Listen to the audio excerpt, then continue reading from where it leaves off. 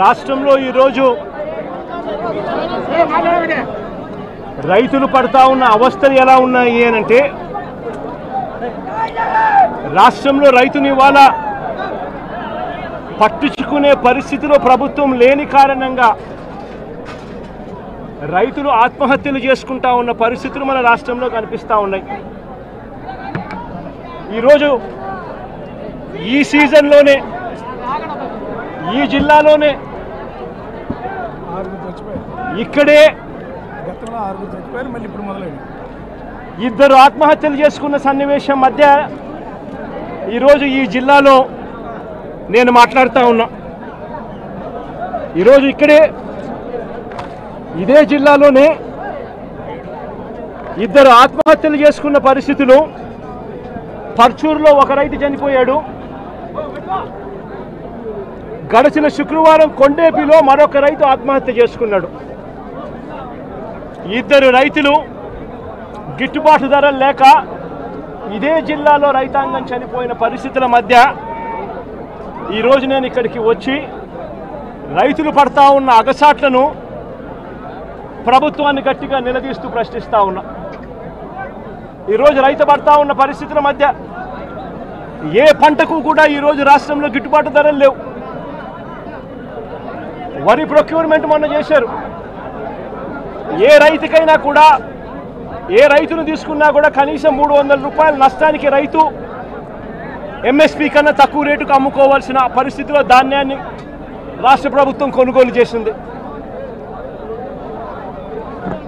వరి దగ్గర నుంచి మొదలు పెడితే మిరప, పత్తి, జొన్న, కందులు, మినుములు, పెసలు, మొక్కజొన్న, సజ్జ, రాగులు, వేరుశనగ, అరటి, చీని, పొగాకు, కోకో, ఏ పంట తీసుకున్నా కూడా రైతన్నకు ఈరోజు గిట్టుబాటు ధర రాని పరిస్థితి ఈరోజు రాష్ట్రంలో కనిపిస్తూ ఉంది.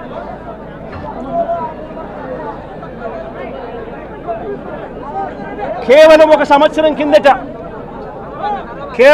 సంవత్సరం కిందట వైఎస్ఆర్సీపీ ప్రభుత్వం ఉన్నప్పుడు రైతు రాజ్యంగా రాష్ట్రంలో పరిపాలన సాగించినప్పుడు రైతు పరిస్థితి ఎలా ఉండేది, ఒక్క సంవత్సర కాలంలో రైతు ఎలా దిగజారిపోయాడు అని చెప్పడానికి నిదర్శనం ఈరోజు రాష్ట్రంలో ఈ జిల్లాలో జరిగిన రైతు ఆత్మహత్యలు. గత ఏడాది రైతు భరోసా కింద రైతన్న పెట్టుబడి సమయంలో, రైతన్నకు పంట వేసే సమయంలోనే మే మాసం చివరికల్లా, ఖరీఫ్ మొదలయ్యే నాటికల్లా రైతన్నకు రైతు భరోసా కింద పెట్టుబడి సహాయం కింద సహాయం అందేది. వైఎస్ఆర్సీపీ ప్రభుత్వ హయాంలో, మా ప్రభుత్వ హయాంలో గత ఏడాది రైతు భరోసా కింద అందుతా ఉన్న ఆ సొమ్ము చంద్రబాబు నాయుడు గారు వచ్చిన తర్వాత ఆగిపోయింది. ఈ పెద్ద మనిషి చంద్రబాబు నాయుడు గారు వచ్చిన తర్వాత గత ఏడాది రైతు భరోసా కింద మోడీ గారు ఇచ్చే 6,000 కాక మరో 20,000 రూపాయలు రైతు భరోసా కింద ఇస్తానని చెప్పాడు ఈ పెద్ద మనిషి చంద్రబాబు నాయుడు. గత సంవత్సరం రైతులకు ఇవ్వాల్సిన 20,000 రూపాయలు ఎగరగొట్టేశాడు. ఈ సంవత్సరం కూడా జూన్ 10వ తారీఖున మోడీ గారు ఇవ్వాల్సింది ఇచ్చేసింది, చంద్రబాబు నాయుడు గారు ఇవ్వాల్సింది మాత్రం ఎగరగొట్టిన పరిస్థితుల మధ్య ఈరోజు రాష్ట్రంలో వ్యవసాయం జరుగుతూ ఉంది. రైతు పరిస్థితి అధ్వానంగా. సమయానికే సీజన్ ముగిసేలోగానే ఇన్పుట్ సబ్సిడీ ఇచ్చే సాంప్రదాయాన్ని గత ప్రభుత్వం, అంటే గతంలో వైఎస్ఆర్సీపీ ప్రభుత్వ హయాంలో ఉండేది. ఏ సీజన్ ముగిసేలోగా ఆ సీజన్లో జరిగిన నష్టాన్ని ఆ సీజన్ ముగిసేలోగానే మరుసటి సీజన్ వచ్చేలోగానే రైతన్నకు ఇన్పుట్ సబ్సిడీ కింద సహాయం అందేది. ఈరోజు ఆ ప్రక్రియను గాలికి వదిలేసిన పరిస్థితుల మధ్య ఈరోజు వ్యవసాయం జరుగుతూ ఉంది. వైఎస్ఆర్సీపీ ప్రభుత్వ హయాంలో, అంటే మా ప్రభుత్వ హయాంలో రైతులకు పంట వేసిన తర్వాత ఆ పంట నష్టం పోతుంది అన్న భయం లేకుండా రైతులకు ఉచితంగా పంటల బీమా చేసి ప్రతి ఎకరాను ఈ క్రాప్ చేసి ఆర్బీకేల ఆధ్వర్యంలో పారదర్శకంగా రైతులకు ఉచిత పంటల బీమా వైఎస్ఆర్సీపీ ప్రభుత్వం అమలు చేస్తే చంద్రబాబు నాయుడు గారి ప్రభుత్వం వచ్చిన తర్వాత ఆ ఉచిత పంటల బీమా ఎత్తివేసిన పరిస్థితుల్లో ఈరోజు రాష్ట్రంలో వ్యవసాయం కనిపిస్తూ ఉంది. ఈ క్రాప్ వ్యవస్థను పూర్తిగా నీరుగా చేశారు. దళారీలు లేకుండా పంటలు కొనుగోలు చేసే ఆర్బీకే వ్యవస్థను నీరుగార్చిన పరిస్థితులు ఈరోజు రాష్ట్రంలో చూస్తూ ఉన్నాం.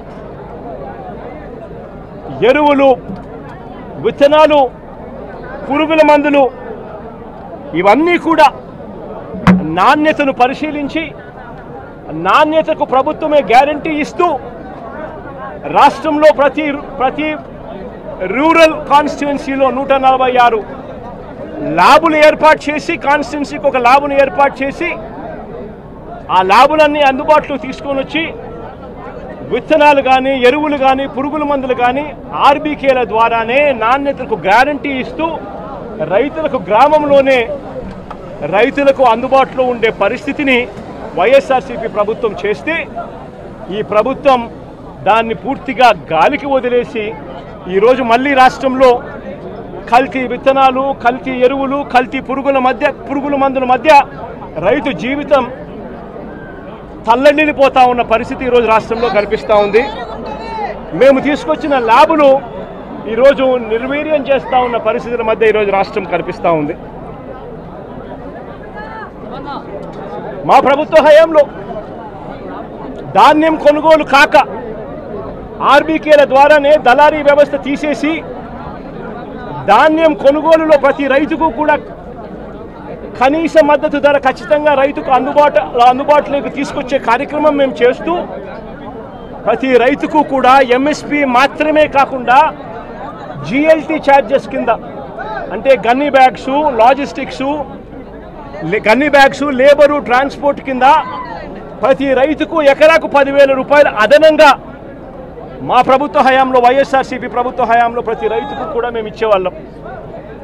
ఈరోజు రైతుకు గిట్టుబాటు ధరలు రాని పరిస్థితి. ధాన్యం కూడా 300 రూపాయలు ఎంఎస్పీ కన్నా తక్కువ రేటుకు కొనుగోలు చేసిన పరిస్థితి. రైతు అమ్ముకున్న పరిస్థితి దళారీలకు. ధాన్యం కొనుగోలుకే కాకుండా మా ప్రభుత్వం వైఎస్ఆర్సీపీ ప్రభుత్వంలో గతంలో 3,000 కోట్ల రూపాయలతో ధరల స్థిరీకరణ నిధి తీసుకొచ్చి ఏకంగా 5 సంవత్సరాల కాలంలో 7,500 కోట్ల రూపాయలు ఖర్చు చేసి మార్కెట్లో కొనుగోళ్లు చేసి మార్కెట్లో పోటీతనాన్ని పెంచి రైతులకు గిట్టుబాటు ధరలు వచ్చేట్టుగా మా ప్రభుత్వ హయాంలో 7,800 కోట్ల రూపాయలు ఖర్చు చేసి రైతులను ఆదుకున్న పరిస్థితి మాది. అయితే కేంద్రం ప్రకటించిన పంటలకే కాకుండా మిరప, పసుపు, ఉల్లి, చిరుధాన్యాలు, అరటి, బత్తాయి, టొమాటో వంటి పంటలకు సైతం ఎంఎస్పీని ప్రకటించి రాష్ట్ర ప్రభుత్వమే దాన్ని ఆర్బీకేలలో దాన్ని పోస్టర్లు వేసి పెట్టి ఆర్బీకేలలోనే అక్కడే పనిచేస్తా ఉన్న అగ్రికల్చరల్ గ్రాడ్యుయేట్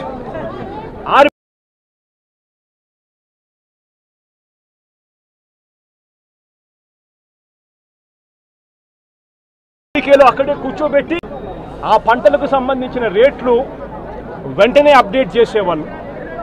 ఏ పంటకైనా కూడా గిట్టుబాటు ధర రాని పరిస్థితి ఎక్కడైనా ఉంటే వెంటనే ప్రభుత్వం ఇన్వాల్వ్ అయ్యేది. జాయింట్ కలెక్టర్లు అందరూ కూడా మార్క్ఫెడ్కు వీళ్ళందరూ కూడా జాయింట్ ఎండీలుగా వీళ్ళందరినీ కూడా నమోదు చేశారు. వెంటనే మార్కెటింగ్ శాఖ ఇన్వాల్వ్ అయ్యి జాయింట్ కలెక్టర్ల ఆధ్వర్యంలో పంటలు కొనుగోలు చేసే పరిస్థితి. ఈరోజు అవన్నీ కూడా గాలికి ఎగిరిపోయిన పరిస్థితుల మధ్య ఈరోజు రాష్ట్రంలో వ్యవసాయం జరుగుతూ ఉంది. ఈరోజు ఈ పొగాకు పంటే తీసుకుంటే ఈ చంద్రబాబు నాయుడు గారి ప్రభుత్వం రాక మునుపు అంటే మా ప్రభుత్వం చివరి సంవత్సరంలో కూడా పొగాకు పంటకు సంబంధించి 2023-24 అంటే మా ప్రభుత్వ హయాంలో కేజీ 366 రూపాయలు అంటే గత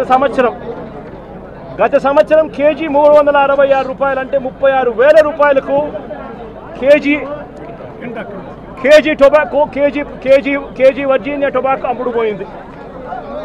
గత సంవత్సరం హైగ్రేడ్ 36,000 రూపాయలు క్వింటాల్కి అమ్ముడుపోతే లో గ్రేడ్ కూడా 24,000 రూపాయలకు తగ్గకుండా క్వింటాలకు గత సంవత్సరం అమ్ముడుపోయిన పరిస్థితుల మధ్య ఈరోజు పరిస్థితి ఏమిటి అని చెప్పి ఒక్కసారి మనమే వెళ్ళి చూసాం. ఈరోజు కాస్తో కూస్తో జగన్ వస్తున్నాడు కాబట్టి అని చెప్పి కాస్తో కూస్తో వీళ్ళంతా కూడా సిండికేట్ కింద ఫామ్ అయ్యి కాస్తో కూస్తో 100 రేట్లు పెంచే ప్రయత్నం చేశారు. జగన్ వస్తున్నాడు కదా, మళ్ళీ జగన్ ఎక్కడ మాట్లాడతాడో, మళ్ళీ అల్లరవుతాడేమో, అల్లరవుతుందేమో అని చెప్పి. కానీ పరిస్థితి చూస్తే ఒకసారి మామూలుగా మార్చిలో ప్రొక్యూర్మెంట్ స్టార్ట్ చేయాలి. మార్చు, ఏప్రిల్, మే, జూన్ ఈ 4 నెలల్లో మామూలుగా ప్రొక్యూర్మెంట్ కంప్లీట్ కావాలి. 220 మిలియన్ టన్నుల ప్రొక్యూర్మెంట్ చేయాల్సి ఉంటే కేవలం 40 మిలియన్ టన్నులు మాత్రమే ప్రొక్యూర్మెంట్ చేసిన పరిస్థితులు ఈరోజు రాష్ట్రంలో కనిపిస్తూ ఉన్నాయి. ఈరోజు రేట్ ఎంత అని చెప్పి చూస్తే ఈరోజు బ్రైట్ క్వాలిటీ అంటే హై గ్రేడ్ క్వాలిటీ యావరేజ్ మీద, నేను ఇక్కడికి రాక మునుపు వరకు కూడా యావరేజ్ మీద 220 రూపాయల నుంచి 260 రూపాయల మధ్యలో అమ్ముడుపోయే పరిస్థితి. ఈరోజు నేను వచ్చినాను కాబట్టి 280 చేసినాను. రైతులకు హై గ్రేడ్ క్వాలిటీ యావరేజ్ 240-250 రూపాయలు కూడా హై గ్రేడ్ వెరైటీకి రాని పరిస్థితిలో ఈరోజు రైతు పొగాకు అమ్ముకుంటా ఉన్నాడు. గత ఏడాది ఇదే హై గ్రేడ్ క్వాలిటీ బ్రైట్ క్వాలిటీకి 366 రూపాయలు కేజీ అమ్ముడుపోయింది. అంటే 36,600 రూపాయలు క్వింటాలు. ఈరోజు సగటున హై గ్రేడు 240-250కి పోతా ఉంది. ఇక లో గ్రేడ్ పరిస్థితి చూస్తే కొనే నాతుడు లేడు. లో గ్రేడ్ పరిస్థితి. యావరేజ్ మీద ఎంత కొనుక్కుంటున్నారు అని అంటే 160 రూపాయలు కేజీ నుంచి 180 రూపాయలు కేజీ కొంటా ఉన్నారు. అది కూడా కొనడం లేదు ఎవడు. ప్రతి రైతు ఇక్కడికి స్టాక్ తీసుకొని పోతా ఉన్నాడు. ప్రతి రైతు కూడా 220 మిలియన్ టన్నులు కొనాల్సిన చోట జూన్ నెల అయిపోతా ఉంది, సీజన్ అయిపోతా ఉంది, కొనుగోలు చేసే సీజన్ అయిపోతా ఉంది. కొనుగోలు చేసింది పరిహారం ఇచ్చిన పరిస్థితులు ఒక వైఎస్ఆర్సీపీ ప్రభుత్వ హయాంలో గతంలో రైతన్న చూశాడు. ఈరోజు రైతు పరిస్థితి చూస్తే రైతులకు ఈరోజు అన్ని రకాలుగా కూడా నష్టమే తప్ప వ్యవసాయం దండగా అన్న పరిస్థితిలో చంద్రబాబు నాయుడు గారి పాలనలో జరుగుతూ ఉంది. మళ్ళీ చంద్రబాబు నాయుడు గారి ప్రభుత్వం వచ్చింది, మళ్ళీ రైతుల కష్టాలు మళ్ళీ మొదలైపోయి. ఇదే విధంగా పొగాకు బోర్డు గత సంవత్సరం కంటే ఈ సంవత్సరం రైతులకు 20% పొగాకు ఎక్కువ వేసుకోండి, మేము కొనుగోలు చేస్తాము అని చెప్పి ప్రతి రైతుకు కూడా 20% ఎక్కువ కొనుగోలు చేసే విధంగా రైతులకు ఆర్డర్లు ఇచ్చినారు. నేడు సంవత్సరం 36 ఎన్ని క్వింటాల్ పర్మిషన్ ఇచ్చినారు? బ్యారన్కి ఎంత? 35 క్వింటాల్స్. నేడు సంవత్సరం 35 క్వింటాళ్లకు గత ప్రభుత్వం లాస్ట్ ఇయర్ పర్మిషన్ ఇస్తే ఈసారి 42.5 క్వింటాళ్లకు పర్మిషన్ వీళ్ళే ఇచ్చినారు. కాబట్టి 20% అధికంగా అనుమతి వీళ్ళే ఇచ్చినారు. కాబట్టి రైతులు సాగు విస్తీర్ణం పెంచినారు. పెంచిన తర్వాత పెట్టుబడులు చూస్తే 30% పెరిగాయి.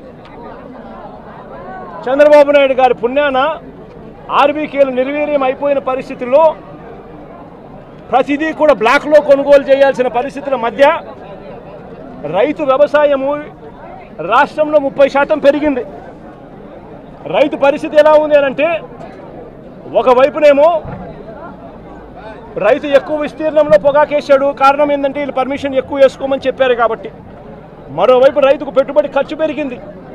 మరోవైపున చూస్తే రైతు వాతావరణం సహకరించక నేడు సంవత్సరం రైతు వేసిన పంటకు దిగుబడులు మామూలుగా 10 క్వింటాలు రావాల్సింది 8 క్వింటాల్లే వచ్చిన పరిస్థితి. మరి ఇలాంటి పరిస్థితుల్లో రైతులకు ఎక్కడైనా కూడా పొగాకు రేటు పెరగాలి. కానీ రైతు కర్మ ఏమిటి అని అంటే చంద్రబాబు నాయుడు ముఖ్యమంత్రి కావడం, దాని దెబ్బకు రేట్లు గత సంవత్సరం 366 రూపాయలు కేజీ ఉండాల్సింది ఇంకా పెరగాల్సింది పోయి ఏకంగా 200 రూపాయలు కూడా రైతులకు గిట్టుబాటు కాని పరిస్థితిలో ఈరోజు రైతులు అమ్ముకుంటా ఉన్న పరిస్థితి ఈరోజు కనిపిస్తూ ఉంది.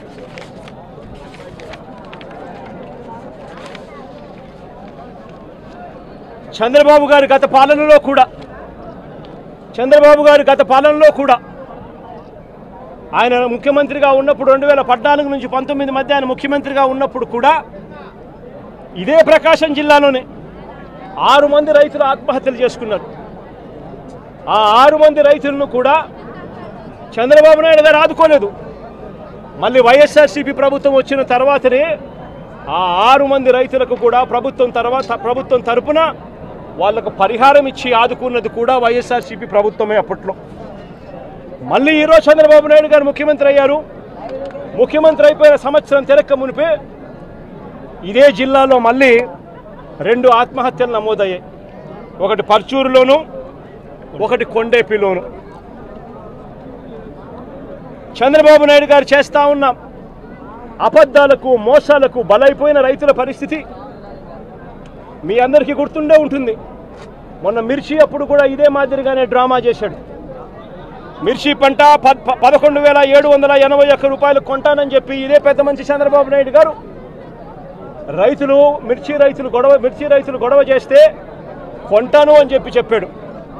నేను అడుగుతా ఉన్నా, ఎన్ని కేజీలు కొన్నాడు అని, ఎంతమంది రైతుల దగ్గర నుంచి కొన్నాడని. ఒక్క రైతు దగ్గర నుంచి కొనలా, 1 క్వింటాల్ కొనలా.